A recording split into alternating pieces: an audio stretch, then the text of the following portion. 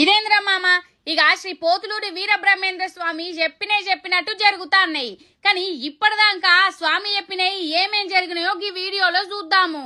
చల్ల కంటే కళ్ళునే గొప్పగా ప్రజలు భావిస్తారని చెప్పిండు. నిజంగానే అది ఇక వావి వరుసలు మర్చిపోతారని అన్నారు. గియ్యి కూడా అక్కడక్కడ జరుగుతా అన్నాయి. చీమకుర్తి బెజవాడ మహాపట్నాలైతే అని చెప్పిండు. నిజంగానే అయినాయి. తిరుపతి పెద్ద పట్నం అవుతుందని చెప్పిండు. నిజంగానే ఇప్పుడు మహాపట్నంగా పేరుగా అంచింది. కోటి విద్యలున్నా కూడు లేక మాడిపోతారు. సర్వ వస్తువులు కల్తీ అయితాయి. నిజంగానే కదా, బయట ఏం తినాలన్నా భయమే. భర్తలను భార్యలు, భార్యలను భర్తలు ధనం కోసం వేపుకు తింటారు. నీళ్లను కొనుక్కుంటారు. నిజంగానే కదా నుల్లా, ఇప్పుడు వాటర్ టిన్నులు వేయించుకుంటాం. ఎడ్లు దున్నపోతులు లేకుండానే బండ్లు నడుస్తాయి. నిజంగానే మరి ఇప్పుడు అన్ని బైకులు కార్లేనా అయ్యే.